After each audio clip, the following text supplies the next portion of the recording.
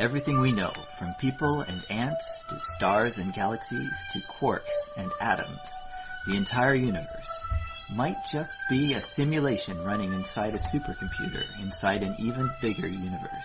Ancient philosophers said that the universe is a dream that we're waiting to wake up from. In this dream world of the imagination, anything is possible. All cultural items, from the dreams of our rodent-like ancestors, to books, to television shows, are merely permutations of the reality we think we live in. Today's age of computers and video games places simulations at the center of our cultural consciousness. A select group of us perform simulations for fun and profit, and we call them games, role-playing and otherwise. We live to run simulations. Join us on the Simulationist podcast as we explore our culture of simulations. Okay, we're rolling. Hello again, everyone out there in podcast universe world. This is the Simulationist podcast, iteration number 23. Today is February the 12th of 2013. My name is Joshua Trelevin. I'm Ryan Kirkby. Okay. And it's been an interesting week this week, all things told. A bit of gamer news. A book by the name of Spots the Space Marine has caused Games Workshop to try and sue so that only they can have the exclusive right to the term Space Marine, even though it predates their company by several decades. Oh, yeah, that's always a problem. So, do you know anything about this other book, Spots the Space Marine? Not too much about it, aside from the fact that it was pulled from the Amazon website, just because Games Workshop asked them to pull it, and they capitulated just like that. Oh, that's always a pain. I hate that still happens. I mean, they are just corporate people kind of just following orders. I know that, just doing their job, just doing what they think they have to do.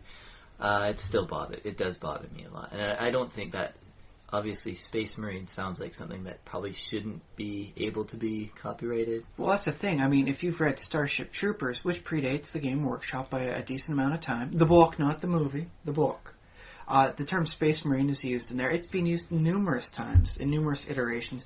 I could see Games Workshop trying to put their stamp on some things, their own terms, like they have for the various factions here, there, and all that, in the proper context, but something as generic as Space Marine, which in the sci-fi thing is a staple term. It is almost as staple a term as what you'd see for like core mechanics in D&D, trying to copyright that. I think there's probably a TV tropes page called Space Marine. Exactly, and I haven't been to that page in a while because I expect it's being heavily updated frequently on that, and I don't want to read it every time, because once you get in there, you stay in there for another 4 hours, and I got a life. So I wonder what this story that Spots the Space Marine is. Do you think it's like a dog that becomes a Space Marine? I think that'd be so cool. That would be a pretty cool book. I would totally. It was supposed to be just a kid's book too, but don't worry, everyone out there. There's some good news. The Popat website, I've mentioned it before. They have brought up the Popat signal, which is what they do when they need to ask people for pro bono work. So the person, the author of Spots the Space Marine, is quite likely going to get a plethora of pro bono workers to help out and make this as cheap for them to fight for their right to use the term Space Marine and prevent Games Workshop from actually domineering and commanding the word for their own.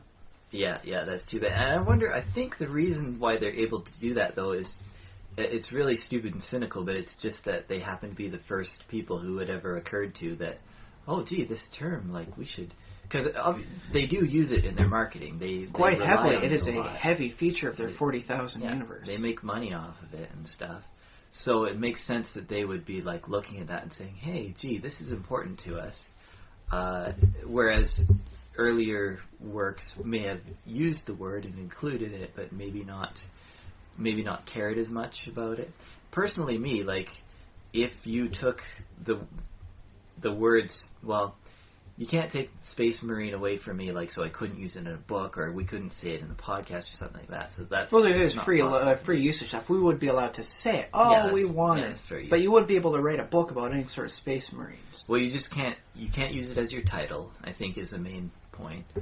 So like Spot's the Space Marines. I don't think you could be able to use it as a term for like the Space Marines as an organization also, within the book. This is assuming that Games Workshop actually has a case, which maybe they don't. Hopefully it just turns out to be one of the cases where they have to sue in order to protect their intellectual property. They don't have to follow up on it. They just have to sue to show that they are interested in protecting their rights so they don't wind up losing them. Yeah. Which is, I mean, it's another unfortunate aspect of our world. But I mean, in some ways it's just growing pains of being a culture and having digital technology. I guess this isn't too much about digital technology, but that sort of stuff. Well, it was an ebook that was removed from Amazon. So. True. I mean, I guess the other thing is just that we are a culture who produces a lot of cultural material. Is it? We produce a lot of shared intellectual properties. Yeah, and we sure have a great like a sci-fi body of knowledge sort of thing, collective pool of terms and ideas and concepts. Yeah. We play about like Lego in a classroom sort of thing, maybe preschool type classroom, not like adult grade stuff, you know. I just think sci-fi is thriving. Of course, you know, it can always be better, so we should always be striving for better science fiction and better, you know, interesting simulations and artwork and cool stuff like that. Oh yeah, just I mean, because let's face it, if Space Marine itself is a trope enough to be on TV tropes, it wouldn't hurt any aspiring writer out there thinking of writing something about a Marine who is in space to take a fresh angle on the whole thing. For sure, yeah. And you got to make it your own. That's the only way you wind up being recognized. Even the Twilight series made vampires their own. They didn't just take any old vampire, they made their own vampire. And as much as I actually don't like the stuff, I will support them on that. They took it and they owned it. So, although, like, when I think about the actual word Space Marine, it doesn't make a lot of sense, because when you picture like space, there's no water, and the idea of Marines, like the origin of is water. Marine is in their name. There are soldiers who were on ships and transported to other places. I suppose there's an analogy to be made in space, but we have no idea how that's going to turn out. In the future, we apparently fly around in space ships, not space tanks. Although now that I've said it, a space tank sounds pretty badass. I can imagine a future, sort of, you know, like Fireflies. Remember how they adopted various terms for they called space the black. That's right. Yes. So I can imagine a different sort of future in which the space becomes the galactic sea or something like that. Basically, we become a spacefaring civilization, and we adopt a new term because, you know, languages change and terms change. So basically, we forget that ocean and sea and anything like that ever meant water, and we just apply it to space because that's where we are. That's where we live. Well, I would have liked to have taken a bit from Poe's The Raven, because he refers to the night as the Plutonian shore. So to call space like the Plutonian ocean would have been pretty sweet, but I don't think that's ever going to come around. Plutonian ocean. Well, Pluto seems to be suffering as of late. Yeah, there's that too. It's not on the upswing of stellar stuff.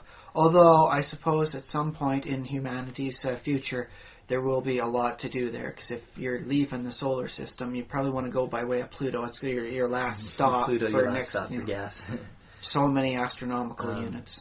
There are other objects further than Pluto, though. Yeah, but they tend to be much more smaller. And Pluto's got some other stuff going on with it, so if you want some nice microgravity work done, you know, I mean, for your metals, definitely Pluto will be a cool place to visit. And that's not just a pun. Cool place to visit. But I think that we will find in the future, that whole region of our solar system is going to be very exciting and interesting. Likely lucrative, too. Oh, yeah. I mean, the high-quality metals they have out there. Pluto will probably be like some sort of nice hub for refining stuff and all that, because you actually have some gravity, and nobody wants a giant ball of molten metal around in their spaceship whenever they're doing stuff. That's not OSHA favorable, man. You got to put standards and practices, and you got to make sure you got some gravity to keep the metal in the basin. Yeah. Sorry, I'm just getting off on a little bit there. No, I think I started. But Pluto. Although, you know, you look at the deity Pluto. I mean, who gives a darn about Pluto the deity? I mean, he's cool and all. I think he had more good character in him than a lot of the other deities from that pantheon. I mean, the whole Greco-Roman pantheon was full of a lot of dicks. He seemed like a lonely kind of guy. Yeah. He wound up being like kind of creepyish with Persephone, stealing her down to the underworld and making her eat pomegranate seeds or something. But I like that Pluto is in a region of the solar system that's cold, empty, dark, and that feels very Plutonic. Yeah, Plutonian. That's how we got Plutonian, yes. The Plutonian shore, yes. Plutonian shore. And the element plutonium, is that right? Plutonium? Yeah. Is it's a radioactive element, so it's very dangerous. So that's kind of death associated. And then there's the dog. For some reason, the dog a dog is alive, so it's kind of associated with life. I don't know why they called the dog Pluto. I guess it's cute. I think they came up with the dog around the same time the planet was discovered, so really? They connected it that way. Or there may have been some early skits about Pluto being a very different character.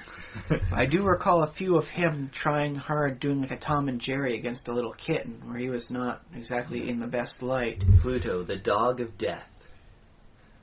I would watch that bit. I don't see Disney ever actually producing it, but I would give it a watch.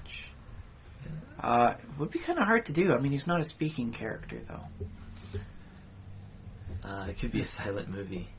Yeah, they could actually do it. They could do it like this in the silent motif sort of thing, where they actually have it in black and white. That actually might work. And Disney is known for doing their artistic stuff. It could be very Fantasia style-esque sort of thing. A lot of music going on in the background instead of actual words.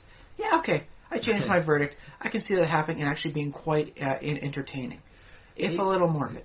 So Disney is buying up all kinds of properties. I think we talked about the Lucasfilm purchase, and a couple years back there was Marvel. I wonder if they would purchase the Simulationist. I'm willing to sell out. And honestly, I would love to see myself animated in the Disney style. Yeah. I mean, that would be awesome. That's like on like a list of things to do before I die. See myself animated Disney-esque. Animated Disney-esque. Well, other podcasts have been animated if they get popular enough. There's fans that are animators who have extra time on their hands. So we can hope for that for someday in the future. I would like to say I do have a preference for the older Disney stuff as opposed to the newer stuff. The new stuff is great, but I like the classic curves that they have on the character designs of some of the older stuff. They're roundish. Are you talking about like Toy Story and the? No, I'm going even further back. I'm going to like Pinocchio. I'm going like to Snow White and the Seven Dwarfs. Mm-hmm. My only qualm with that is that the male lead protagonist, like the Prince Charming stuff, has like nothing for personality or features. He's just like this generic handsome man. Yeah. And so I would not want to be animated that way. If I have to be animated, I'd actually prefer being like one of the Seven Dwarfs. Yeah. Because at least they had facial stuff going on. Yeah, you want to be interesting.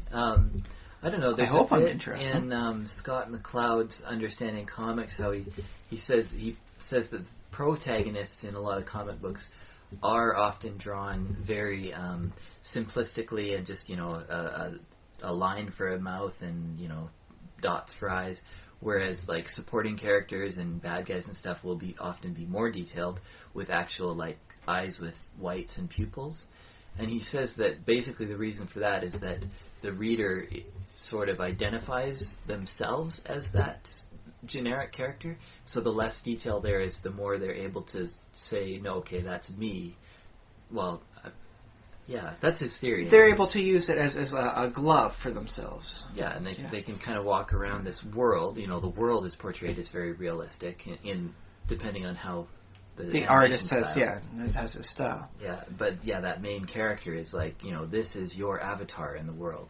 And I've also seen a lot of people eventually adopt a much more simplistic style drawing because they have to draw that same character time and again and time and again. And if you do somebody with a lot of detail, you're going to have to do that every dang time you're drawing them. So save yourself a hand cramp or two and make it a nice stylized representation. Whereas a villain who only needs to be in for one story arc maybe, have fun with them, because once they fall off to their Disney death, I'm assuming it's Disney death. Let's maintain a continuity of theme here. Yeah. Once they fall off to their Disney death, you don't have to draw them ever again, except maybe a nice little image for flashback when someone's remembering something. So, yeah, have fun with it then. Go hog wild with detail. Yeah, and of course there's, the newest stuff. I'd mentioned Toy Story, but then there's all these new ones like Brave and what else?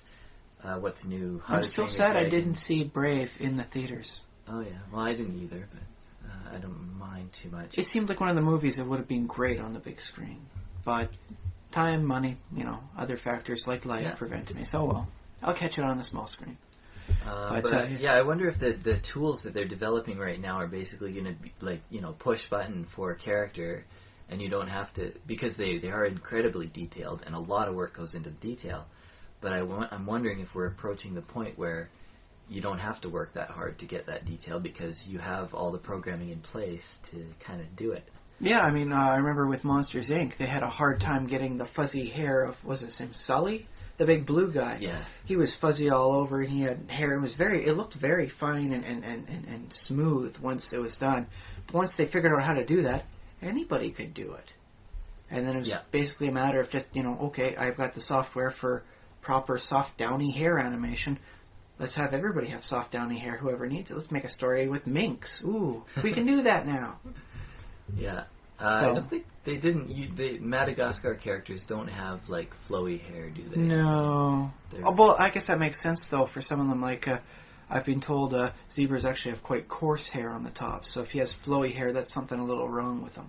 Okay. Lion, not much of an excuse. I've been told if you brush them and get them properly, shampooed and all that, they come out magnificent. Those are mostly for show animals, though. So. They have show lions? Well, they used to, up until the whole "this is horrible, what are you doing to them" sort of movement took place. Well, wouldn't it be kind of like a dog show? If they have dog shows and cat shows, they couldn't have lion shows. It was more the transportation from A to B being substandard housing for the animals. I can believe small that. cages. Yeah. It would be nice to have because let's face it, up here in Canada, there's not enough population for a zoo in every city. But a nice zoo that comes by and then has it like as you said, like a dog show would be wonderful. Get all sorts of people out. Oh yeah, the zoo's in town. Provided you can make sure you can transport the animals properly without a lot of stress on them. That's the key. Speaking from the perspective of a biologist, transporting animals is hideously difficult work with a notoriously high lethality. I remember them last year moving some. It was 19 elk. 14 of them died. They only got 5 of them to actually get out to try and merge up with the herds that they wanted to. Oh, well, that's too bad. Yeah, I've heard somebody's anecdote, and I can't remember now who it was, but they were saying that if you were to try and stick 40 chimpanzees on an airplane and sit them each in a little seat, they'd be ripping each other apart just simply by virtue of being in that close of quarters for for a long 8 period, hours, 8-hour flight. And for some reason, humans are just adapted to just travel. We just do it so well. We're very much more of a herd creature than our other simian compatriots. Yeah, I guess we're kind of like a herd creature in that way. Yeah. Yeah, I mean you can put cows on a train and they'll be fine with that because they're a good herd creature. Yeah, most of the time. I think they can Well, get spooked. you got to be careful about densities because the more density you have, the easier they are to get spooked. But I don't know if they trample each other. But of course, there's danger for the workers. Anybody opening that that car at the end, yeah. And so somehow we got onto cattle cars. All the way from Games Workshop. That's not bad. But yes, there's some other news. I want to put this in with the illuminated thought. Okay. Just a nice way to expand your brains and think about things.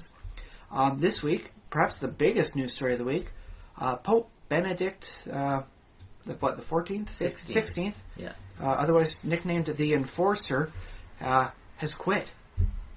Yeah. He's resigning for, he says, health purposes. Maybe not. I gotta admit, he wasn't looking too healthy when he first entered office, personally. He looked like he missed a night of sleep, I gotta say. Yeah. And under the best of conditions. But yes, he's retired for health reasons. So I think that's an interesting one. Think to yourself, why did the Pope, the first Pope in over 600 years, resign as opposed to just carry it on to the final day sort of thing that's being tradition? Well, there's a lot of problems with the church, so I mean, you can start listing them off. I'm sure you're like the listeners can start listing reasons why the church is in trouble and why he would want to resign. I doubt it has anything to do with that, but I mean, maybe there's aliens. Well, I think we can work this a little bit more mundane. I mean, the internecine fighting that seems to be going on, and his butler was imprisoned for copying information and then was it emailing it or physically mailing it to the tabloids and all that, and just airing out the church's dirty laundry. Cool. So it could just be that there's internal factions, and power organizations within the Vatican that you and I and our dear listeners never see, never even imagined of, that are such at each other's throats, they will force the Pope, the chosen by God, to resign. Well, ostensibly chosen by God. I mean, that kind of comes with the position. Right. Well, I mean, yeah, he was chosen by some other cardinals. The same, many of the same cardinals who are going to choose the next Pope. But it is said that their choice was guided by the hand of God to choose the right person for it. That is what is said. I guess, technically we're not allowed to know what goes on in that room. I think that's... Oh, yeah, that's complete media blackout there. There's nothing going on that we can know about. Part of me says, realistically, it's just, they just talk and they just do, boring stuff, and they, a lot of that talk is just nonsense. So, they just go on about this political thing or that political thing, or, they might make a point about Christ, he said this 20 years ago and has not retracted the statement since. Does he still believe in this statement that is against doctrine explicitly stated in this book here? I doubt that ever came up in their secret room. I like to imagine it, but that's probably a little over. That's probably just too much Law and Order for me, Yeah, I don't think there's anything that confrontational. Because it is a secret room, I think they're able to just kind of be more frank with each other. But my other imagination for what happens in that room is that they just play a game of musical chairs or something, or roll a d20, or I can see. Yeah, it's just it's like Texas Hold'em, and the person who wins the pot becomes Pope, and that's why it sometimes takes 3 or 4 days. Is nobody gets the good hand, and nobody knows how to bluff each other because they all know each other's tells by then. Yeah. That would be pretty entertaining. They play poker, or maybe they wrestle. I don't know. Maybe they do. Maybe, for all we know, they have a snail race. The snail is chosen by God with its speed, and that's the one that goes to the end race. And maybe that's why it takes so long sometimes. I like that. I think that's my favorite. Snail race? Snail race, yeah. That's how I would choose a pope. I do have my own religion, by the way. I made one up. It's for getting out of traffic tickets. So. Oh. That's going to be useful for a lot of people then, yes. Yeah, I hope so, because then, they'll find it useful, so they'll join my religion, and then they'll have to donate. Well, they don't have to, but anyways. For the record, I'm non-religious, but I will have to become Roman Catholic to get properly married to my wife when we go to the Philippines. Okay, are they going to use anything you say against you? I'm actually hoping just to get on the good side of a priest here and have them write me a note. Like how you get out of gyms sometimes because you're sick, because the doctor writes a note. And so the priest will say, "This Ryan fellow is a very nice lad who has shown exemplary nature of what it is to live a Christian life, even though he does not attend church. Please forgive him of such a sin and let him marry his current wife in the bonds of religious matrimony, signed." I don't know. What's the highest rank we have around here? Oh, in BC? Is there probably have a cardinal. Maybe an archbishop or something? I don't know. Sub-Bishop Bob. I don't know who the name of these people are. I'm not like enough. Bob's a good guess, although he probably goes by Robert. Well, among his friends, he's probably Bob, and to his parishioners, they probably call him Bob. But okay, Subdeacon Robert. Robert Robertson. Yeah. Yes, okay, there we go. That's the letter I'm hoping to get, ideally, without having to go through a lot of actual learning. Because there is a Canadian in the writing. His name is Mark Ouellet. He's a French-Canadian. And he is, according to the people who do the gambling odds on this, if you want to bet money on who the next pope is going to be, he's got the best odds. Not the longest odds, but the best odds, as in he's most likely to be pope, according to these guys. To be pope. A French-Canadian Pope actually sounds kind of entertaining. just the notion of it, and seeing the rest of the world's reaction. The Pope is Canadian, you say? Okay. Let's see how this plays out. And everyone just sits back and just cocks their head to one side to listen. I guess that would give Canada some international prestige. I mean, I was thinking to myself, like, I don't really care who the Pope is, because the Pope has a lot of weird ideas. And although I did like that other runner who lost to Benedictine. The guy who was going to say...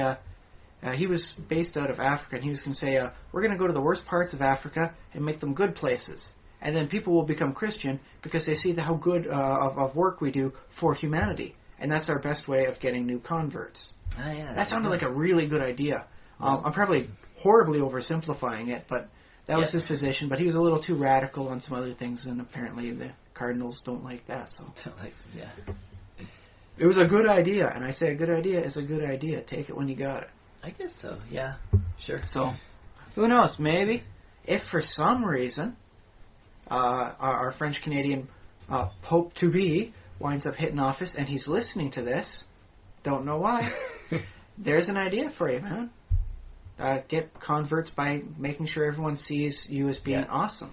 So this is our brilliant contribution to the Catholic Church, is that we suggest you do a little charity. We suggest you be awesome. And the more awesome you are, the more people will do it. Follow your stuff because, hey, these guys are awesome. Let's be awesome too. I think that's one of their main goals is helping the poor. That should be their goal. But I mean, you see them with their fancy cars and buildings, and they're like 2-foot high Pope hats, and you're thinking, well, that money could have better been spent on somebody in an alleyway. But then again, how did it go? We can't help everybody at once. If we tried to help everybody at once, we'd be dead and broke at the end of the week. I don't know who said that, but they were right.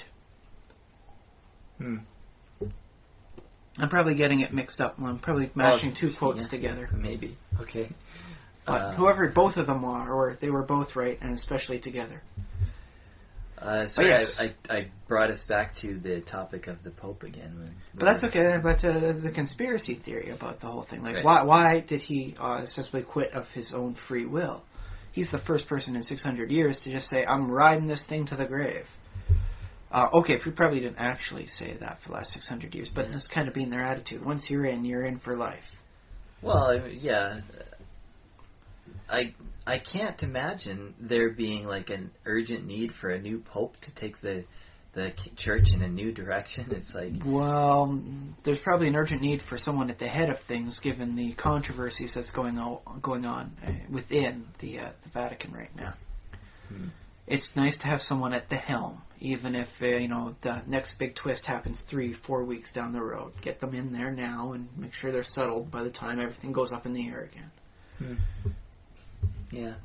But here's some interesting tangents to try and work in for your conspiracy thought. Good. Queen Beatrice of the Netherlands has recently decided to step down. I don't know if that was for health purposes too, but her son and Princess Maxima are going to step up to the throne now. Maybe she and the Pope are in love, and they're going to elope to... An eloping poping? Oh. Eloping poping. There's my bad wordplay for the day. Oh, can you imagine what a beautiful couple, Queen Beatrix and the Pope? That would be quite nice. Because that's the sort of thing you wind up writing great operatic scores about.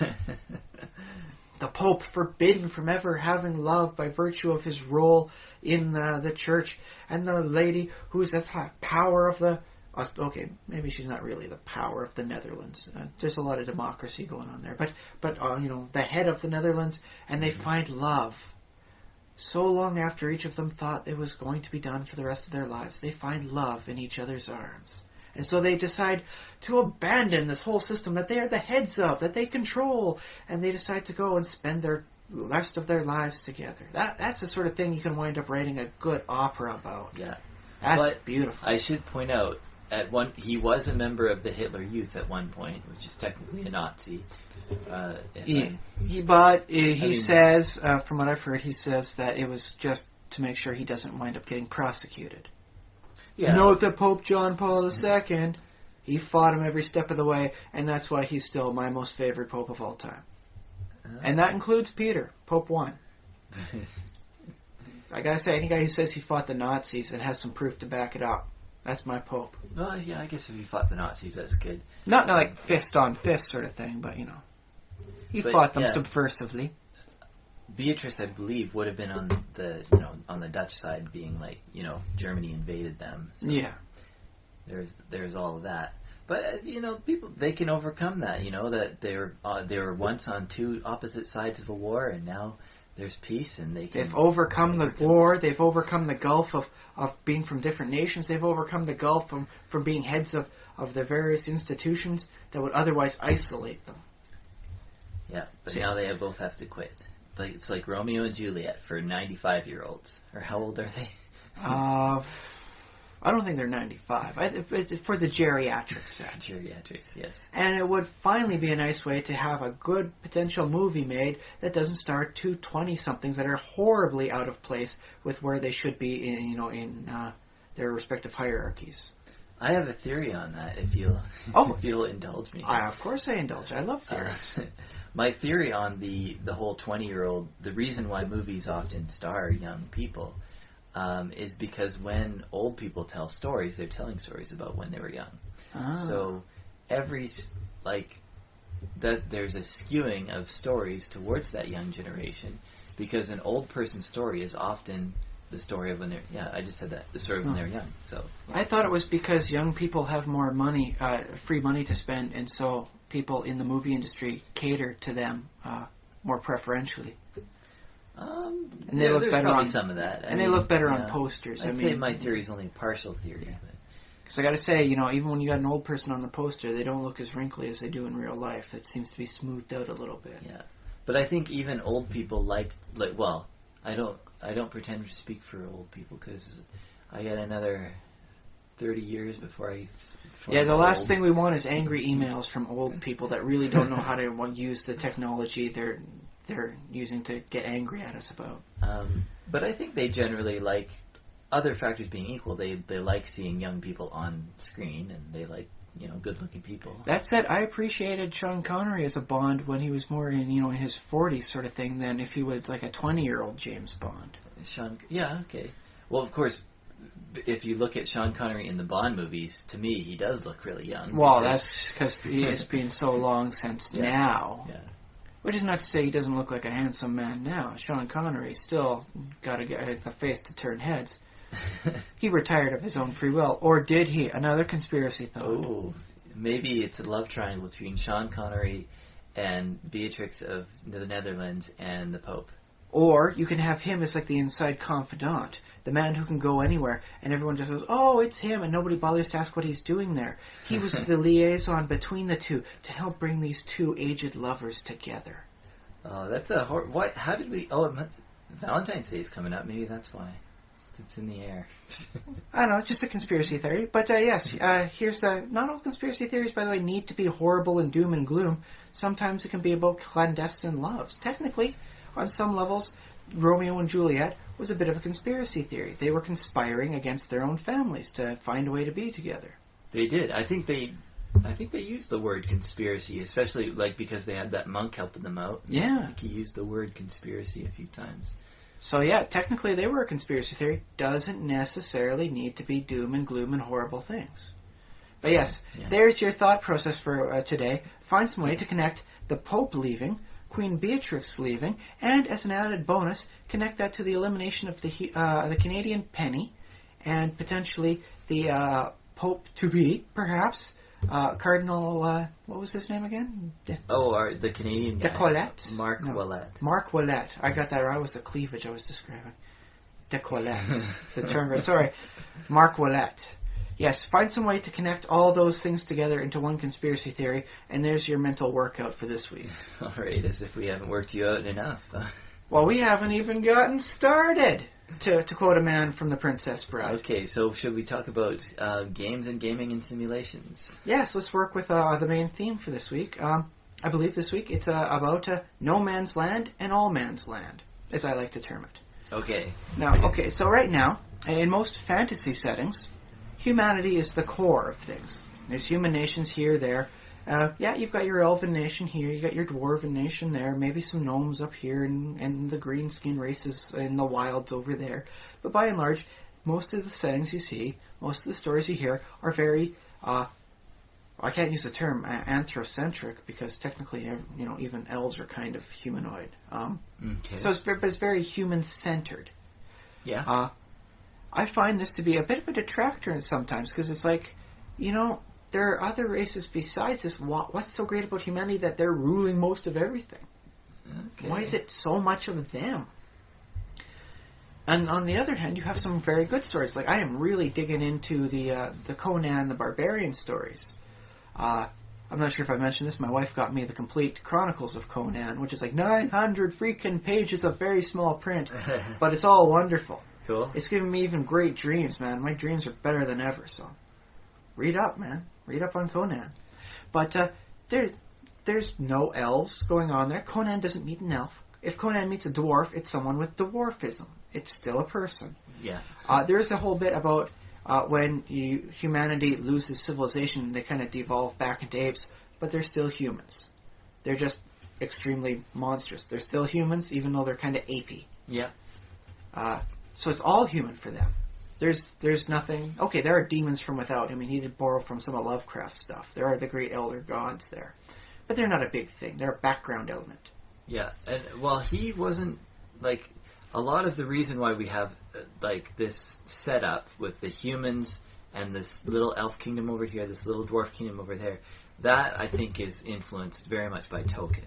Because he created that kind of milieu, and it seems to be copied over into... But the whole thing starts off with the hobbits, in the Shire. That's true, no humans So around. it's not like you actually start off with humans, and where's the next place they go? Rivendell. They go to the Elf Kingdom. And then they go over there, through the Misty Mountains. Well, there's goblins. Do they stop in Bree in the Hobbit? I think they stop in Bree quickly. But there's humans there. But there is still, casinos being part of the Shire, or just outside the Shire. Very much a mixed area. It's not necessarily, this is human land. Even though the place was, at one point in time in the history, all human lands. So that's interesting, because there's a divide between what happens in The Hobbit and what happens in The Lord of the Rings, because The Hobbit features humans very little. Yeah, whereas they're a very big factor in Lord of the Rings. It's Lord of the Rings is kind of the story of kind of the rise of human. Well, it's not the rise of humanity, but it is. It is the re-rise of humanity after the whole thing. The story winds up being... Numenor fell, and then the Gondor kind of declined. Lord of the Rings happens, and then Aragorn winds up restoring the great, wonderful nation that lasts from edge to edge and all over the map. Yeah, and then basically humans after that dominate, because the elves continue to fade, and I'm not sure what happens to the dwarves. They just keep digging in their minds. And I think hobbits probably just end up interbreeding with humans. Well, that's the thing. According to it, the hobbits were actually humans that wound up getting shorter because of reasons. Yeah. So they could wind up interbreeding in, and they wind up becoming... I guess British people it's supposed to be? Yeah, it's the British. I don't understand that quite fully, but that's to my understanding. Actually, do you remember in the end of The Lord of the Rings, Merry and Pippin actually grow taller? Yes, but I think that had something to do with the ant water they were drinking, because they had some nice interactions with the ants. I was thinking it could be that the hobbits just on their own just sort of evolve taller gradually just by having better nutrition or something like that. Oh, they had decent nutrition back in the Shire. Well, they First said breakfast, second breakfast, 11 C's, lunch, afternoon tea, supper, dinner, dessert, and then maybe a snack before bed. I just counted 9 meals. That's true. And they eat eggs and stuff. That's pretty high in... I was thinking maybe they're eating like seeds and stuff that isn't very high in nutrition. Or... I think seeds are more like a topping for them. It's something they sprinkle on their muffins. Yeah, no, and because Tolkien actually describes bread and butter and soup and potatoes and stuff. Potatoes. Hearty stuff that would actually be nutritious and stuff that he knew. Kind of is in the English culture, so yeah. But if you look at The Hobbit, it goes from Hobbit land to Elf land to it's a kind of a human mix land, Elf land, Goblin area, then human town next to a dwarven ex-Citadel, I suppose, the homeland of the dwarves. Yeah. There was some stuff in the with the other elfin realm, but there wasn't an actual lot in the book of interactions there. Yes. The movies, apparently there will be. You'll get to see Legolas again. Yay, woo, elf boy. So, but yeah, it is mostly monsters in the book. So there was very little actual humanity there, and I think that can work. It doesn't necessarily need to be big human nations here, just this area has one race, and then, because let's face it, in D&D, if you go through the Monster Manual and its sequels, there's enough intelligent creatures that should be able to have their own land. You can just wind up pocketing them here, there, back and forth, and all of a sudden it's a wonderful plethora of races, all sorts of fantastic creatures that are intelligent and have their own way of life. And then you start to wonder, like, how can they live? How can they all live so close to each other? And most of them tend to wind up being fairly isolationist. They are their own place. They have no real plans of expanding. They might band together if, like, the orcs go on a rampage, but, otherwise they're okay with living their own lives and not expanding like humans do. Right, and I guess it works with the kind of the Points of Light campaign that they kind of brought to light in 4th edition. Which is not to say they didn't have themes of it in previous areas. Oh, yeah. I think it is, yeah. Darkstone especially was very much points of civilization surrounded by screaming savagery. Yeah. And the horrible need for water. But yeah, I don't see anything necessarily wrong with telling stories without humans because, I think you can tell stories that are meaningful to us. Like, I don't know if I've said something different before, but my current position on it is that you can tell a story with just, all cars, like Cars movie, or just, toasters, or, there's movies penguins. About that too. Yeah. Penguins. Although, in which case, they're kind of like a stand-in there for this sort of thing, for humans. Yeah. And depending on the comedy of the thing, there might be jokes told about penguins coughing things up, and yeah, but it seems to me that from what I've heard, why do you have humans in this sort of thing? And it's always said that, well, humans are really easy to understand because you're a human, I'm a human, we know what humans are. We don't have to spend a lot of time describing humans. They're your surrogate. They're your little puppet thing. To understand what a dwarf is like in a campaign, you have to read up about them, maybe experience a few NPCs on the whole thing. Yeah, so it is a little bit more work, and depending on where you're focused on your campaign, you might actually want to spend your time developing some other aspect of your setting rather than the races specifically. On the other hand, maybe you do want to develop the races. I always like it. I always find that any area you wind up developing enriches your campaign, and if the players are attentive players, they'll find out about that. Okay, so are we making a case necessarily for going one way or the other, or are we just exploring the opportunity? I'm exploring the reasons why do we have humans here dominating this fantasy world thing? Because, I'm reading through the Wheel of Time right now, and yes, they have Trollocs and they have Ogiers. At least I'm trying to pronounce that right. The pronunciation guide I'm not too native to. Okay. I don't know it either. So but basically it's ogres and trolls. Okay. The trolls are like raised from bestial stock to be kind of like people, but they're clearly monsters. The Trollocs are attacking. Whereas the ogres, or Ogiers, they're cultured people. They're wonderful big people that can do great things with trees, and they do wonderful masonry work. Yep. But they're not the center at all. They are very much on the outskirts of things, or just a monster for the good guys to fight and show, they're getting better and they're showing powers and, they're dangerous. Well, I guess, if you do take humans out of the center and say, okay, well, we're not going to have humans. Get out of here, buddy. The next question you have to ask is, which of the races are you going to pick? Like, it's basically random, like, right? Roll a d8 and pick a race from the player's handbook, and that's your campaign setting. Like, is that how you want to do it? No, I would like to see a much more multicultural sort of thing. Okay. So that, yes, there is an elf edition. Maybe there's two. I showed you the pamphlets and all that stuff they had for Dragon Dice, the unfortunate dice-based game that failed many, many years ago. Yes, I saw that. But they had coral elves, and they would live in wonderful cities made of coral that grew up from the ocean, and they flew on boats over the sky. Very nice. It's even better than I describe it. But so they could have that kind of elves. They could really work with different types of elves. You have your cultured elves. You have your wild elves. Yeah. And then you could do the same sort of thing with dwarves. So the campaign world is kind of a patchwork of bigger and smaller nations. Much more of a quilt than a single sheet. sort of thing.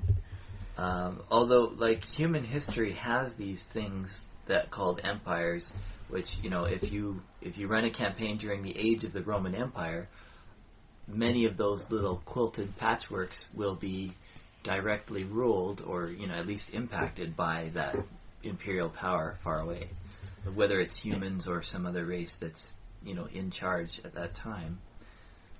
Well, there is that. But it just strikes me as to why it seems so often that humans are the centerpiece. Yeah. When you have so many fantastic things to show, humanity's kind of mundane. Why go with humanity when you can go with the amazing other things? You can go with winged birdmen. I mean, Flash Gordon didn't shy away from their Hawkmen. Those things were wonderful. They are seen now as an integral part. If you talk to anybody in the know of it, and that's what they'll say, the Hawkmen. And, okay, sometimes a very loud person screaming, "Dive, my Hawkmen, dive!" Very, very nice. I think there is a bit of a, what do I want to call it? A critical mass issue, critical mass of unbelief in fiction and in game worlds, where, you know, if you create this, you make up this world and you say, okay, you know, here are the rules of it, here's what's possible, and the readers are like, okay, we'll go along with it. The more fantastic changes you make, you know, okay, now everybody in this setting has wings, etc., the less the readers can predict what's going to happen, and that can lead to a little bit of, you know, uncertainty, and the readers being like, well, you know, this doesn't connect with me because, like, if they have wings, do they lay eggs? Or and maybe the author leaves that out. Maybe they do include it, which like I do remember when 4th edition came out, there was a whole lot of very heated discussion about the draconic breasts on the Dragonborn. Yes. Yeah. I was okay with it simply because in 3rd edition they come from a humanoid stock. It wasn't a race. They were a template, effectively, you put on. You could start at first level, and they maintained characteristics, although they were sterile. So it's not like actually did any good to have it. But I can see that because it was like being a template added, so if you were female beforehand and happened to have this characteristic, it's still there. Yeah, sure. So I was okay with it from that end.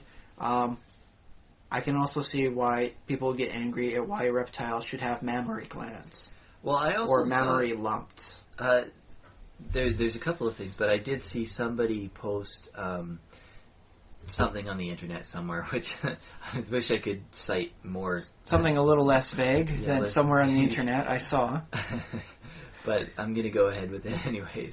But somebody had posted like a biological defense of why creatures like catfolk and dragonborn and so on, like any creatures that stand up would have breasts because of the reason that breasts developed the way they did is for certain reasons that have to do with our bipedalism, because it's like a visual sexual cue for one thing, and there has been said, yes, that the shape of the breast is supposed to mimic that of the buttocks, and the buttocks was a primary indicator of when fertility was an issue.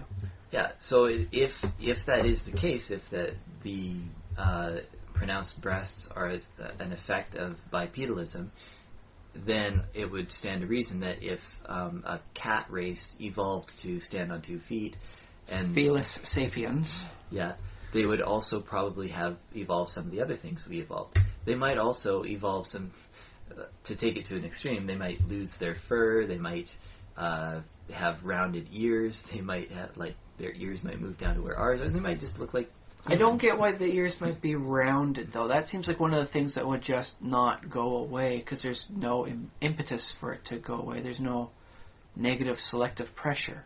How did we end up with rounded ears? Our ancestors had rounded ears. Okay. The shape of the ear is very important for what you're doing in the biome that you're in. So a rounded ear apparently works better in a more forested area for a creature our size, as opposed to something like we can look at it with rodents. Mm-hmm. Mice have very big ears, but they're rounded as well. Cats with the more pointed ears, it works better for hearing in how they do it. In their they are primarily more of a desert-based species. At least initially. Okay. That's actually far divorced from today's cat, I'll say that. Okay, no, I'll take your word for it. Yeah. Dogs, however, have the pointed ears as well. There are some things to be said about it maintaining the way it is because of how the ears move in relation to their attitude. If a cat was suddenly have rounded ears, it would not be able to relate as well with other cats because the other cats couldn't pick up its visual cues on how its ears are. Yeah, their ears can be social. So it could wind up becoming very problematic for any cat to lose part of the top of their ears. Yeah, and we are probably, like as humans, we probably are more familiar with dogs' ears being expressive. Yes, especially some of those toy breeds of dogs can get really animated with their ears. Yeah. Except for the floppy-eared ones. That was a bad choice in my opinion, but whatever. I wasn't the one breeding them. I'm not the one selling them. Yeah. The dogs that walk on their own ears. Ooh. Basset hounds. Yes. Step on them. No, sorry, I was picturing an upside-down world for a second where the ground's up in the sky and that's how they walk. They still maintain their feet go down, but no. Sorry, that was an odd little thing. Oh, wow, okay. Then it was just like slug ears going on there. Like the top of their ears was like a slug. Just a weird mental image that just hit me. I may have to come back to this when I re-listen to this and stat something up. Because that sounds like something for like Bitopia in D&D. Oh, yeah, could be. Because that actually has a ceiling on itself. But, okay, so we've explored like the potential of a humanless realm. Yeah. A realm without man. Whether you want it to be that mankind never existed, mankind used to exist but is now like a myth, like the one that all the other shapes came out of. That's why everyone kind of looks the same, 2 arms, 2 legs, sometimes a tail, weird head sometimes. That's all subtle changes from a base form. Whatever you want to do. Let's work it the other way. An only human campaign. I think this actually works out a little easier than a humanless campaign because everyone says, oh, humans are much more adaptable, they're much wilier, they can fit all the niches. So instead of having these high-cultured elves, you can take a nation and say they're a high-cultured group of humans. Who questions it? Nobody. Moving on. Yeah. And you want savage people? We can do savage people. We can take any kind of people. We can say, oh yes, these are the savage people from this land. They're humans. Any objections? No. Moving on. Yeah. Well, I guess that's interesting because what the thing is, saying that they're humans kind of ties them a little bit more into people who know about history and stuff. So if you start saying, oh, there's this nation and that nation, they're human nations, your more historical-minded players are going to be thinking, oh, that's kind of like an analog to ancient Persia. And Persian barbarians. Ooh. That does, unfortunately, allow itself some interesting parallels with humanity sort of thing. Like, oh, why are the savages of this color? Yeah. What's going on there, buddy? Yeah. Sort of thing. So, yeah. Whereas if they're green, it's like there's no question. It's like, oh no, man, they're just orcs. It's like they're supposed to be orcs. That's why they're so savage. Oh, okay, I get the green skin now. Okay, moving on. Mm-hmm. So yeah, once again, don't limit yourself by the bounds of actual reality as we know it. Add some extra colors to the mix and throw things up and have fun. So you're throwing away this whole human-only campaign? Well, they can be human, but with just a different skin tone that doesn't happen to exist in current reality. Okay, green-skinned humans. Yeah, okay. Yeah. Heck, you could work it with a nice blue if you wanted to. The cultured people have the blue tint to their skin. That's why they're called blue bloods, is they say it's the blood flowing through. So there's an explanation for the term blue blood. You don't have to come up with anything else. Yeah. I wanted to make another point, though, too, about... Because when you, especially when you're playing a game, but also when you're telling a story, no matter where the story is in, like, global sense, if the globe is a series of patchwork nations, that's one thing. But your actual, like, your characters are going to have to, start in one city or town or countryside where some race is going to be dominant. Unless it's Mos Eisley Spaceport, it's just all the races mixed completely together. Which is not necessarily a bad part to start your stuff off at. Kind of fun, yeah. Because that way, if someone wants to play someone from this area and another person wants to play someone from that area, it's a nice way of saying how everyone got there. That's where everyone eventually goes, man. Okay, that could work. But that's almost an entirely different, way to think of a world. Is that the extreme mix, the like down to the street level. You know, you walk into a bar and it's every race and monster and, you know, demi-human that you can imagine. The Planescape style. I like that. I always did like that. Okay, The concept of looking around and, oh yeah, there's a centaur over there. No one thinks twice about it. Over there's a pit fiend. They're giving him a berth, but no one actually seems to be freaking out about the fact there's a pit fiend drinking booze at the bar. Yeah. They are checking to see what he's paying with. Is it coins or souls? But other than that, no one really cares. Great. So that's always nice. The metropolitan blasé. Yeah. Although I guess that's using a French term in a fantasy setting that might not include French. Oh well, I did it. I'm not going back to change it. We speak English, and English has French in it, so yeah. Well, we're Canadian. We tend to pepper it with French anyways. It's just how it goes.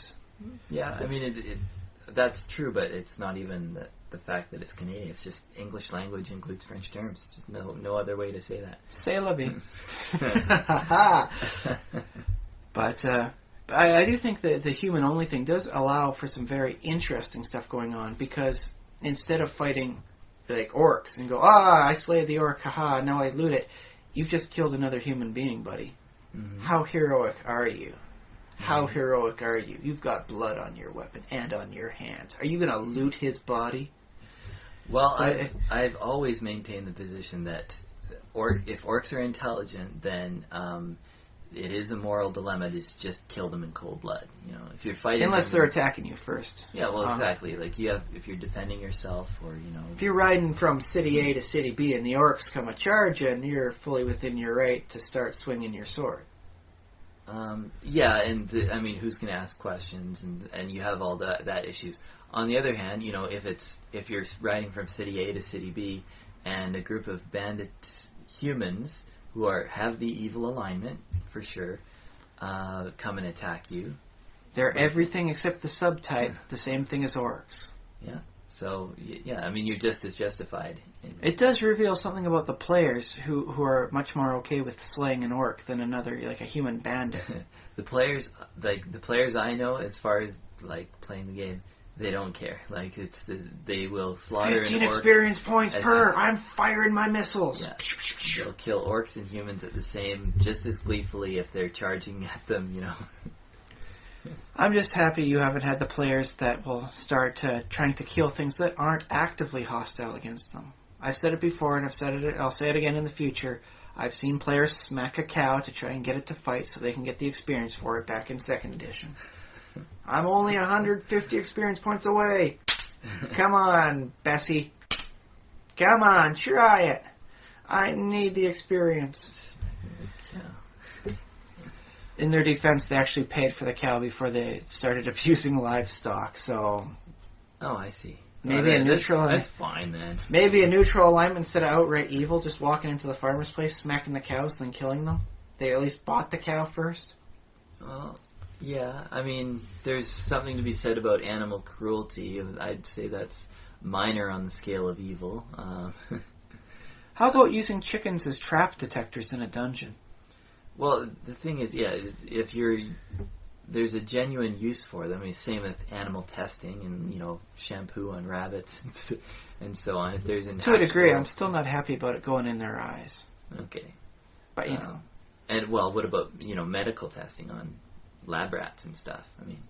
Well, in the defense of science, those rats are specifically bred to be lab rats. That's why they're called lab rats and not just rats we took from the local exterminator. Their sole purpose is to be an experiment. It's interesting that you bring in the purpose as justification. Like, you don't think living thing is a living thing. I'm okay with slaughtering a full-grown cow because without the need to eat a lot of beef, there would be no cow. We have, and this seems twisted when you say it out loud sometimes, we have taken entire races or just species of creatures and bred them into their own, and they exist now completely apart from nature, and they exist solely to be grown and eaten by our incredible special appetite. That's true. We exist in this situation which our ancestors have created for us, which I mean, that's its own thing. But I mean, like, what if you were to land on an alien planet and there was just herds and herds of alien buffalo, like space cows? I bet you space cow. Space cow would be delicious. I don't know why, but I think it just sounds delicious. And the planet doesn't have any sentient aliens on it. Ooh, can it actually be, instead of like buffalo, can it be pigs, like wild boars? Space pigs? Yeah, so we can actually have green eggs and ham? Green eggs. And they're green, yeah, okay. Okay. So yes, it's a planet, alien planet, herds and herds, as far as the eye can see, and it looks like this is their natural ecosystem. They just live there. If you die, of disease, they have their predators on the planet too, like some wolves or something like that occasionally eat them. But aside from that, there's no humans or anything like that. So do you feel fine about just slaughtering them for food? If you landed on that planet? Only on subsistence level. I would not want to overhunt them because I know the perils of overhunting and how damaging such a thing can be to the ecosystem at large. Yeah. It would be much more of a subsistence thing. Find maybe a couple other species, pick up a little bit of each of them so that you don't wind up permanently or short-term harming their population fluctuations. Well, actually, let me say this. And I suppose technically trying to go for like the weak and diseased ones first because that's how the standard protocol is for culling the weak out of the herd. Okay. So let me add this to the scenario, though, too. What if the spaceship that you came in on was one of these space arcs, and it was designed for 50,000 years of space travel? So you're self-sufficient on your spaceship. Oh. You've been in. Okay. Yeah. You're a generational spaceship. So you were born on this spaceship. You ate whatever the recycled gruel they grow on there. They probably wouldn't have animals on the ship, but you grew up your entire life on this generational ship, and you're the generation who arrives at a new planetary system.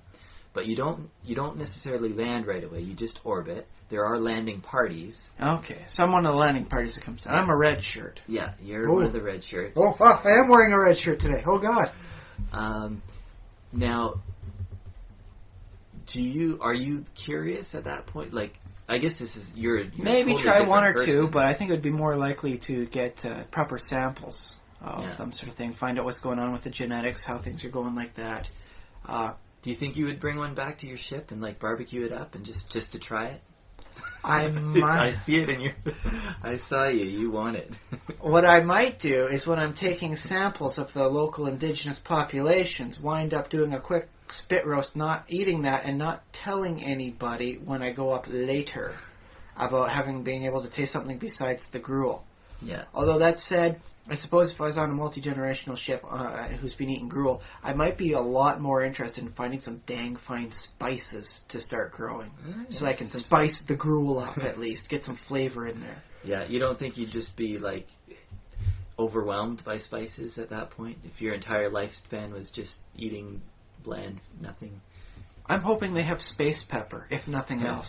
Just some sort of alien pepper would be great for adding a little zip to it. Maybe some I don't know, if avocado's normally green, would it be pink on the alien planet? Like kind of fleshy colored? It can be any color you want. Okay, I'll take this alien fleshy colored avocado to make some space guacamole with. Add that, mix that up nice with the gruel, yeah.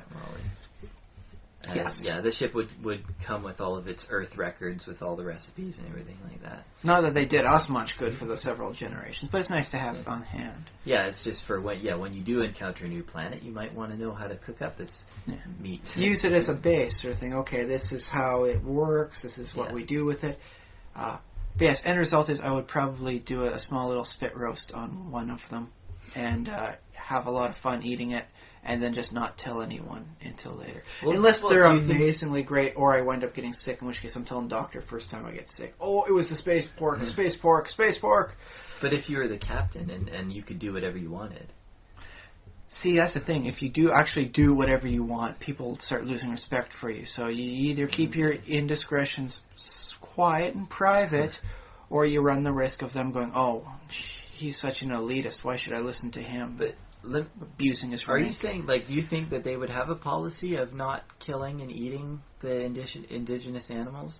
Or do you think they would have a policy of, this is okay for us to do, to try it out? And I'm thinking what they should try and do is, because I actually have thought of this in my biology classes, Analyze the species, how they work. Find the species that work good in a herd and can be easily docile and tameable. And then you snag some of them, and then you wind up breeding them for your own. I don't know, put a shed or two on the, like a big, shed on the side of your ark colony, whatever. Yeah.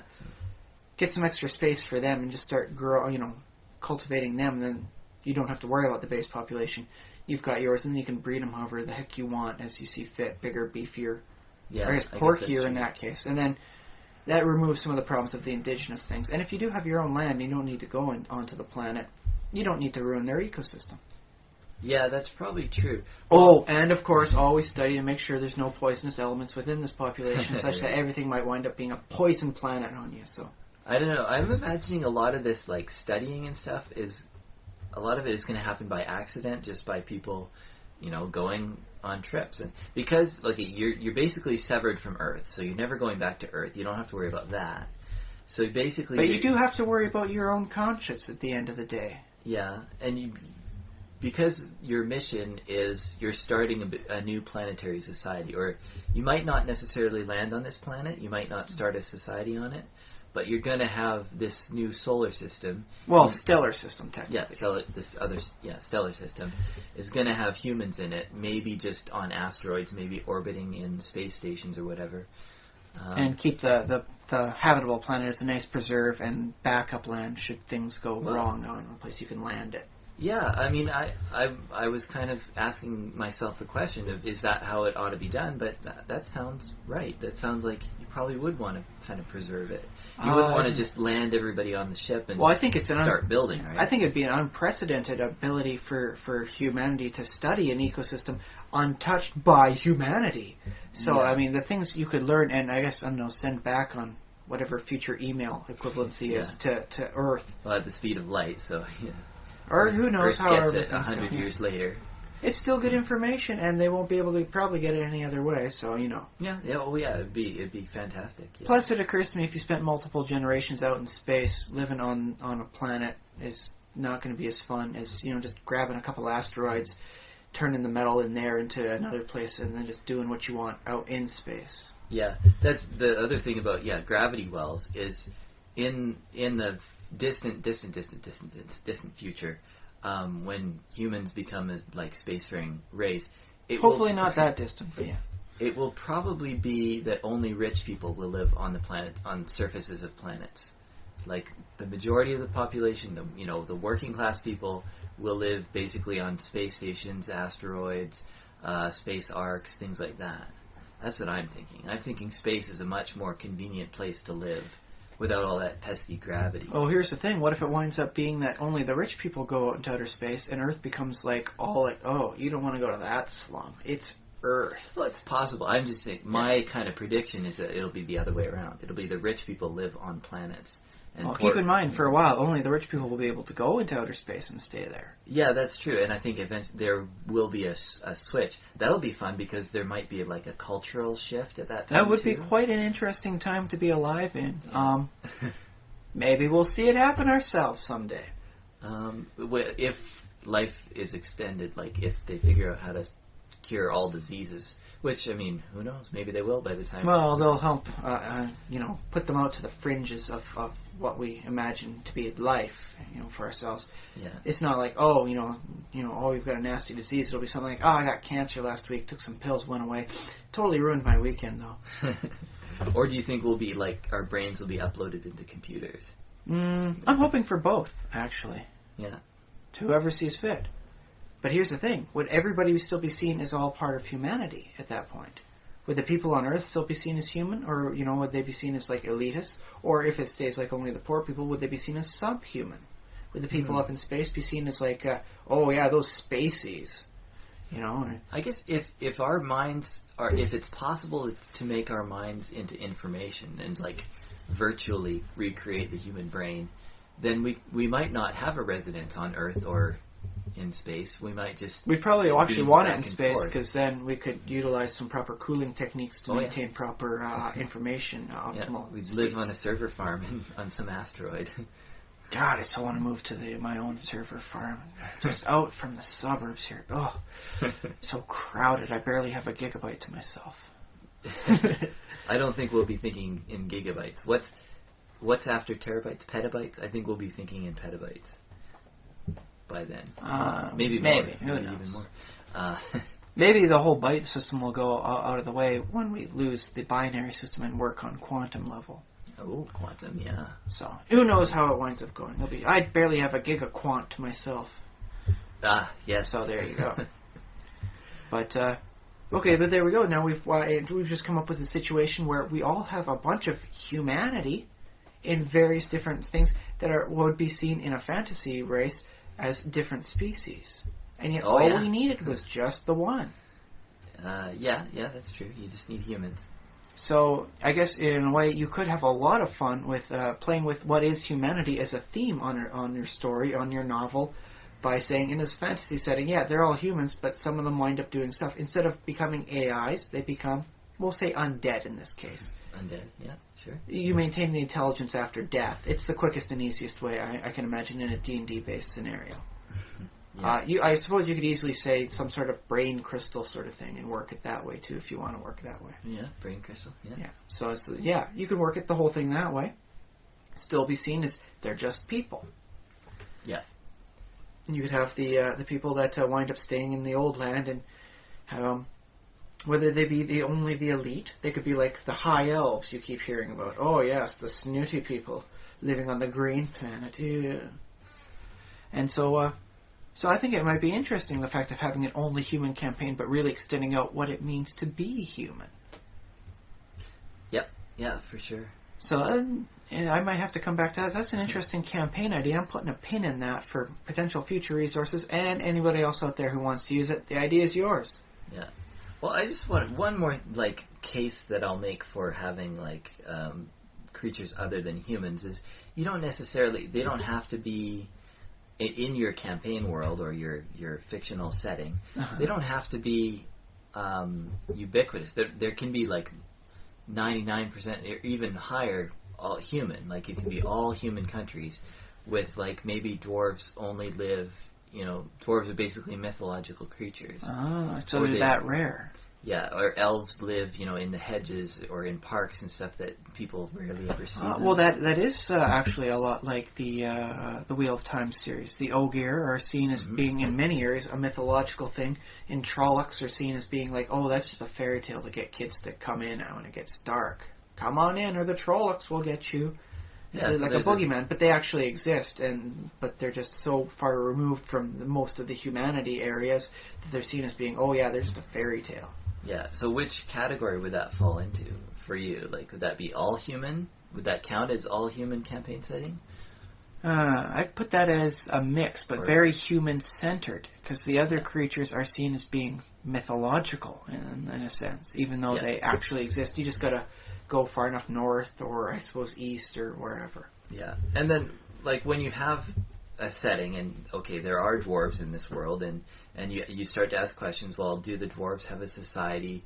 And then you can say yes or no. You can say, oh, well, yes, they have a king, but he's, he lives far underground, and so on, things like that. So in that case, it's still all humans, but the dwarves are just integrated in with human society the same way, I suppose, halflings and gnomes tend to be in the standard D&D context. Yeah. They don't really form their own that much. They tend to work with. So that's an interesting one. Yeah, so it's another way. I guess, in the ideal setting, you sort of want to do the mix that sort of fits what story you want to tell, I guess. Or at least, what concepts you want to evoke for the purposes of your story. Yeah. But it just strikes me as a lot of the time people put humanity in because, humanity is the baseline, and that's where everything else derives from. Dwarves are, they're stronger, but clumsier. Elves are fragile, but, graceful. And humanity's even. And so humanity seems to be an easy way of getting you in there. But let's face it, we are at a place and time where there's a wonderful setting of multiple types of science fiction. Does every one of them need to have that little carrier to help bring you in? Once you're experienced a reader enough, can't you just dive whole headlong into something that's otherwise completely alien and a little weird? Well, I'd say you certainly could. You could, I keep thinking of Flatland. Yes. You could have a role-playing setting set in Flatland. and you could play. I would play that. You're a circle, you're a square, you're a triangle. I'm totally a triangle. No, wait. Maybe a pentagon. Well, you can be whatever two-dimensional, as long as it's two-dimensional. Oh, no man, I three-dimensional don't get to be a characters sphere? allowed. Nope, not allowed. Oh. Well. Only NPCs can be spheres. Okay, I'll be a pentagon, though. Pentagon. Yeah. I think. Wait, how did it work? Was the lesser amount of sides a person had, the more military-oriented they were, was it? Oh, I can't remember. I may be misremembering that. Yeah. Oh, well, I'll be a pentagon no matter which way it goes. I think more status was more sides equaled more status. In that case, I will be an omnigon. Omnigon, an infinigon. Otherwise, just known as a circle. Yeah. I have all the guns. Get all the guns. Yes. And I was going to make another point too. Oh yeah. If you say, okay, the humans, no, we don't want humans. If say you pick a different race to be the default in this case? Like you say, okay, elves are what's the center of the world revolves around elves. It would be nice to see a campaign setting based around that mythological age of elves they keep referring to as thousands of years ago. Elves ruled everything. It'd be nice to go back to that sort of period. Yeah, I think that'd be really cool. But mechanically speaking, if you have things like ability scores, like strength, dexterity, constitution, etc., you have pluses and minuses to them. If elves are the standard, then constitution, elves would have a 10 constitution, and like any other, like the other creatures, like dwarves, dwarves already have a bonus, halflings would be 12, would have a +2. But the thing is, I mean, it's technically just a number. It doesn't matter if you're the baseline. If you're much more graceful and if you're much more fragile, such as it is, you're still the default. So the default has, like you would say, just keep the same stats, like from the. Well, I guess it'd be too much work to change everything, like move everything up to or down to. Right? I know D20 Modern had an interesting thing where they effectively said, okay, everyone's going to be human here, so we'll just add 1 to the amount of skill points everybody gets, and then humanity doesn't have that sort of thing. It's all included into the system. Mm-hmm. So there's that. And if you want to include a dwarf in there, they'd have some sort of special race thing that says they get 1 point less skill points per level and 4 points less at the beginning. Oh yeah, so it can have a mechanical effect too. So they did work that in to the humanity thing, because they assumed, okay, it's just humanity. They don't need to worry about race number 2. Yeah. Although if you want to play like the future stuff, they did have some nice stuff about the Moros, the humanoid creatures. Yeah, they did. And I wonder why maybe they didn't want to become Shadowrun, because that's kind of what that Shadowrun has, the magic plus modern world plus elves. Fantasy races. Although I really would like to try and play like a D20 Modern with elves and dwarves. Yeah. Maybe just once. When I picture it, I just picture Shadowrun. It's just sort of how it is. I think that's probably why they left it out in D20 Modern. It makes sense. But yeah, I still think it'd be pretty cool. I would like to see a pit fiend with an Uzi. I won't lie. Well, a bunch of goblins in a tank. Yeah. But the tank would be smaller because goblin-sized. Goblin-sized tank. It would be entertaining, I think, in that. Would goblins know how to operate a tank? Would they? Well, they manufactured it. Or no, wait, maybe the kobolds manufactured it. And would goblins and kobolds have modern nation states the way we do? Like, do you think there'd be a goblin nation state? From what I've read of kobolds, because I'm going through Races of the Dragon, they definitely seem like they can get their stuff together enough to form a state once technology is allowed to progress and they can gain the militarized upper hand. Even though they might be a lot more like a more medieval Germany, where it's a lot more groups just combined together into one over-state. Oh yeah, sure, like the Holy Roman Empire, that kind of deal. Yeah, that sort of thing. As opposed to goblins, which I see being, I hate to say this, but more like an Afghanistan type of area, where each area has their own bit, and they just repel any invader by wonderfully destructive tactics sometimes. Yeah, I guess so, yeah. Just like willing to destroy their own people and so on. It seems kind of like something the goblins might wind up employing. Which is not to say you can't adopt it to like even dwarves. Mm-hmm. I think if you could convince a dwarf that their suicide run would wind up helping the rest of their dwarven clan as a whole, you could probably get them to do it. Will require some interesting charisma checks. So. Some nice You could diplomacy probably and bluff. You can convince any given human to do that. But humans don't exist? Or? Well, okay, I'll work this in a D&D modern campaign where humans don't exist. Yeah. Oh, there's another nice campaign idea. Nice melding up there. Yeah. Or maybe not necessarily in a modern one, but you could work it more towards like the Renaissance and the rise of the muskets sort of thing. Oh yeah, that'd be cool. Then you could have the wonderful elven, brigadier general thing going on there with the whole, we've subscribed to the old style of fighting where everyone walks forward in lines because that's how we've done it for the last 400 years. I should know. I've led the elves for 400 years in this sort of military tactic. Ha ha ha. I wonder if that... And then you've got your goblin guerrilla fighters doing all sorts of messing them up. Oh yeah. Could be entertaining. I don't know if any particular tactic lasted for 400 years. We sort of have that stereotype, but I wonder if that's the case. More in the ancient world type thing, when the ages changed over the course of a millennia. Stone to bronze, bronze to iron. Yeah. I guess, the Roman Empire would have had... Well, I don't know how much they would have changed over the course of the, 400 years. According to 2nd edition D&D, they would have changed very little over the course of 1,000 years. There was an actual campaign setting, the Millennial Empire on that. Oh, I see. Okay. So, yes, according to those who made the campaign, would have changed very, very little. I suppose, yeah, if you're just doing a game setting, sure. It's probably honestly, better. I would be happy with a D&D campaign thing that does have a more classic Greco-Roman motif to it. It certainly fits with a decent amount of their monsters. I think most versions of D&D have rules for bronze weapons and stuff, and bronze armor. Yeah. I'm not sure if 4th edition ever did. I think 4th edition just said, no, it just works the same as, give it the same stats as I must admit, I really liked all the extra rules they put in for the Dark Sun campaign. You want weapons out of bone? Here are the stats. You want weapons out of stone? Here are the stats. You want weapons made out of obsidian? Here are the stats. And it was everything, and it all worked together nicely. And then they had some spells that could make like a wooden item act as though it were metal or something tougher. I like that because that's fun because you get to think about the difference between the materials.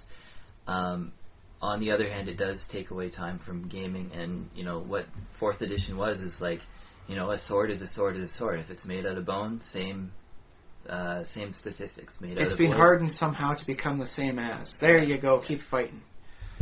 Yeah. But I do say there's a lot of style in having a nice obsidian battle axe for your barbarian from the blasted lands that no civilized man dare adventure. Yeah, I'd like that. I think that'd be fun.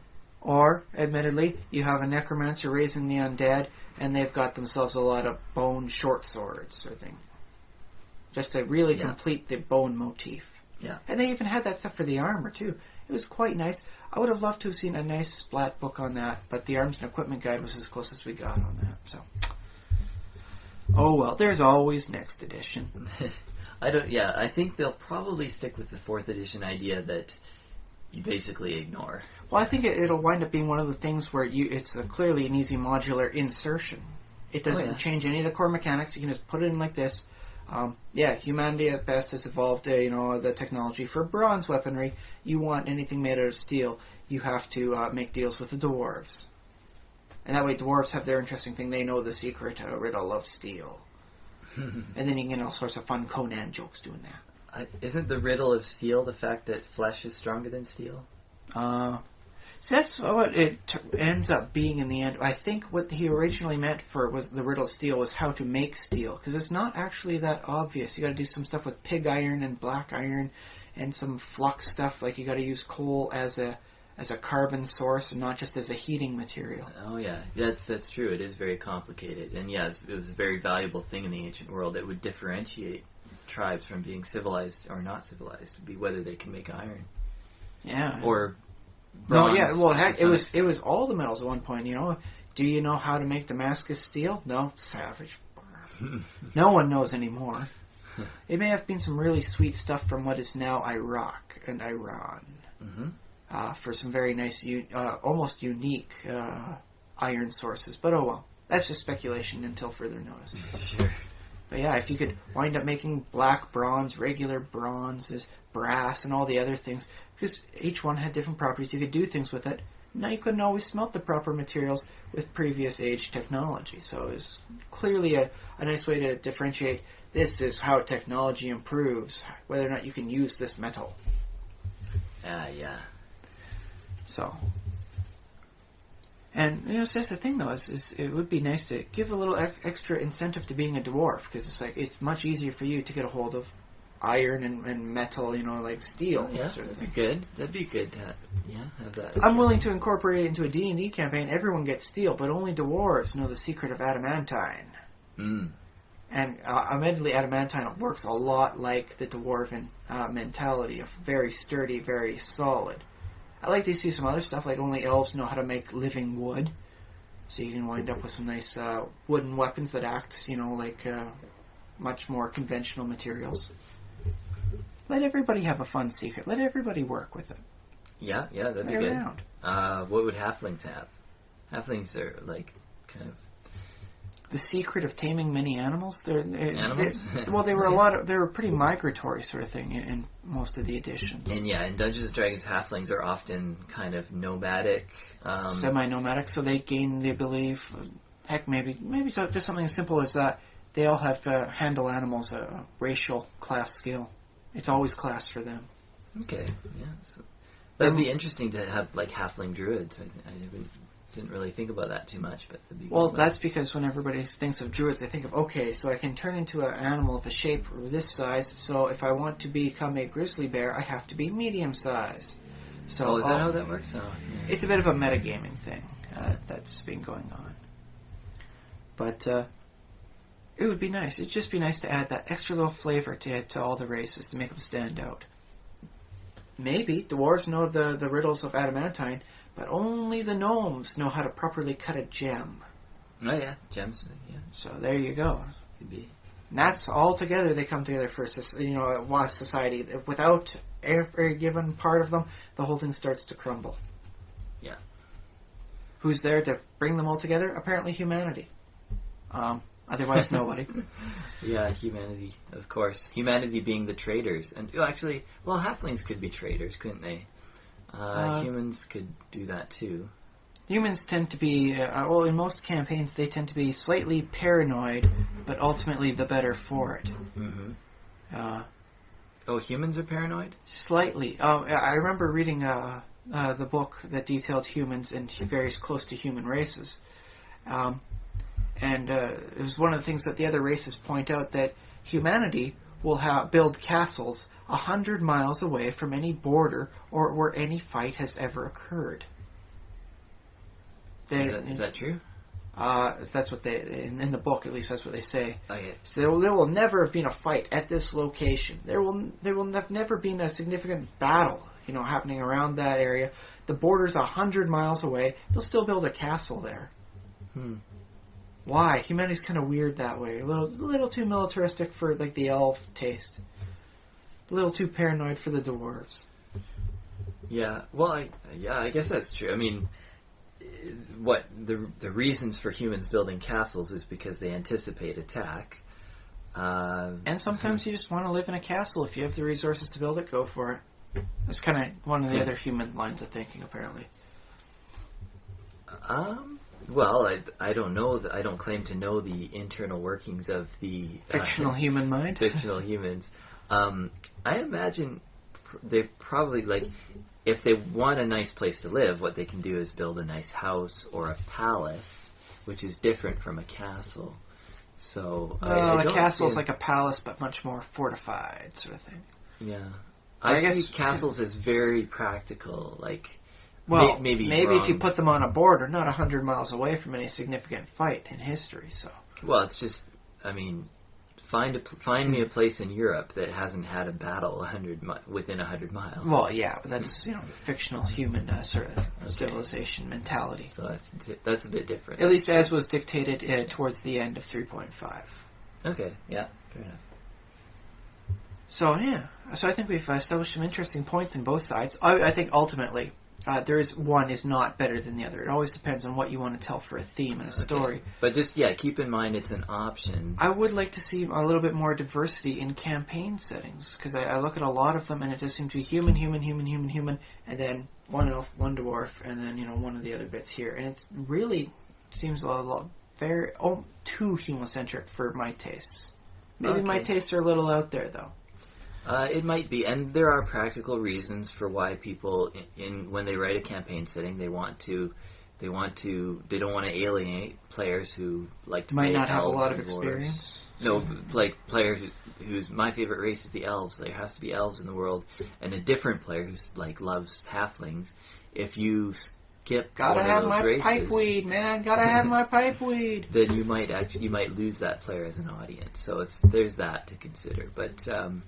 If you were to do a really cool campaign setting, you probably could, if you're a good writer and stuff and you have great ideas, you probably could replace those things with other human countries and do cool other things, whatever it is you happen to do. So yeah. As you say, I noticed even Tolkien wrote very human-centric once he got past the quick, fun little story of The Hobbit. It was very much humans are a big force in the world. Yeah, the Lord of the Rings. Even though how many people in the Fellowship were actually humans? Technically 2, because Gandalf wasn't a human. He was technically like an angel. Yeah, Aragorn. And Boromir. And I think that was about it. Yeah. 4 hobbits, a dwarf, and an elf. Yeah. So. But then, it was the ultimate victory was had by the human kingdom of Gondor and Rohan. Well, of course, that's because the bad neighbor off to the east got dumped. Yeah. Just poof. Okay, now we're done with that, and we actually have the king again. Let's rock it. Yeah. Not in so many words. Tolkien never wrote. So, colloquially? Colloquially? Yes. He didn't write Let's Rock It. I don't know if that would have been in the lexicon at the time he was writing. They did have the V2 rockets in World War II, and he did serve. Wait, did he serve in 1 or 2? Maybe he served in World War I. Tolkien served in World War I. But he definitely had. He was definitely around after World War II, and they did have the rockets. Yeah, he did most of his writing, though, in the 30s. Lord of the Rings was published in the 50s, so he could have added it later, but... in one of his final versions thereof. But I think you were making the point that there wouldn't be modern things wouldn't appear in Lord of the Rings, and I think that's true because... Although technically they did have some anachronisms, because it was supposed to be the old world. The whole Middle Earth was supposed to be, before any of recorded history was supposed to happen. Yeah, it's supposed to be mythological. And yet they had pipeweed, which was North From America. the New World, yeah. I mean, well... So somehow it had to come over and then become extinct again, despite being so incredibly popular, only to be reintroduced again later, and then refined by Sir Walter Raleigh into something that we call nicotine today. It could become extinct. Look at the potato blight. I mean, that would have extincted one species of potatoes, and if they hadn't brought a second species over from the Andes, like a different potato species, we would not have. Okay, I'll grant that, because there are no... I know there's no vineyards in all of Europe that has grape plants from for the roots from Europe. Oh. Yes, there's a horrible blight over there. Yeah. All the roots, initially when they're making their vine plants, for the grapes and all that, has to be North American stuff, and then they transplant on the European type over top, because apparently there's a different flavor going on. Yeah, I believe that. Yeah, it's interesting stuff. They just haven't figured out a way to get rid of it yet. So they're, I don't know, too lazy. They're okay with the system they've got. It's just too invasive. I don't know. And do you remember when it came out? There was a news story. It's probably false. It's probably wrong. But they found traces of cocaine in one of the Egyptian mummies from Egypt. I have seen some stuff on that. That's very spurious information. And there's actually an interesting chance that the mummies were smuggled over along with cocaine. Oh, that might explain it. Yeah. So there's contaminated. That. Yeah. Yeah. Okay, so we've been talking for just over 90 minutes. So yes, I suppose we've made our points. It's okay to have all humans. It's okay to have no humans, depending on the story. But make sure, remember, once again, to take the setting you want to tell the story in and really own it. Don't make it another carbon copy, format. Very good. We have an email address, thesimulationist@gmail.com. No spaces. We also appear on YouTube and iTunes, so download us in your favorite method, which you probably already have, but just letting you know either. If you got this from a friend, like if someone gave you a zip disk and there was like some files on there and you listen to it, and here we are talking to you, now you know. Yeah, we are the Simulationist. We love to hear your feedback and stuff. Feel free to share this file with your friends. We don't ask for anything if you're not charging for it, and if you don't change it, if you don't alter it. So I think we're also okay if they do charge, so long as it's only for like what it's being sent on. Like if you give the person the zip disk that it is, and it was like a $4.99 zip disk, and they give you $5, that's okay, right? Because then they're technically just paying for the hardware, not the software that is us. Well, the thing is, we don't mind if you just do that between your friends. Yeah. Like if you get into mass distribution, I mean, talk to Apple and iTunes, and they can deal with that, because then you're competing with that. But other than that, that's fine. Just we're very easygoing kind of guys. Yeah. So take care, and if you do make money off of it, send us some. Come on, man, don't be a hog. And even if you don't, hey, send us money. Yeah. Thanks for listening. Bye-bye.